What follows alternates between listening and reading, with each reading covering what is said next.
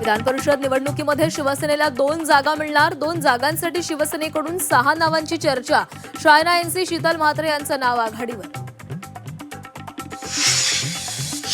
मुंबईमध्ये 164 शाळा अनधिकृत. मुंबई मनपाकडून अनधिकृत शाळांची यादी जाहीर. चेंबूर गोवंडी भागात सर्वाधिक अनधिकृत शाळा. हजारो विद्यार्थ्यांचं भवितव्य टांगणीला. झी 24 तासच्या बातमीची महापौरांकडून दखल. नियमांचं पालन करून शाळा उभारल्या पाहिजेत. अनधिकृत शाळांबाबत महापौर ऋतू तावडेंचं विधान.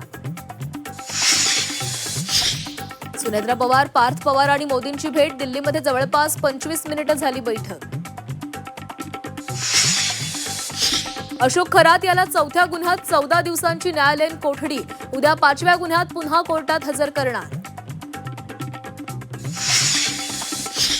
मंत्रोच्चारानं दुर्धर आजार बरे करण्याचा दावा करणारा संगमनेरचा भोंदू राजेंद्र गडगे गजाड.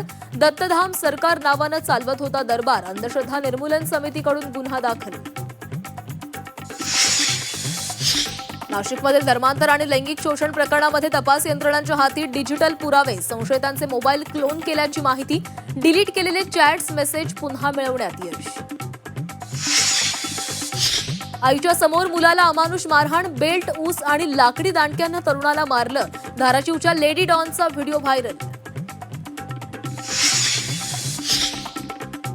विदर्भात उष्णतेचा येलो अलर्ट. पारा 44 ते 45 अंशांवर जाण्याचा अंदाज. 20 एप्रिलनंतर उकाड्यापासून दिलासा मिळण्याची शक्यता. कच्च्या तेलाचे दर घसरले. होर्मुझ सामुद्रधुनी खुली झाल्याचे परिणाम. कच्च्या तेलाचे दर 9% घसरले. कच्चं तेल $90.38 प्रति बॅरल.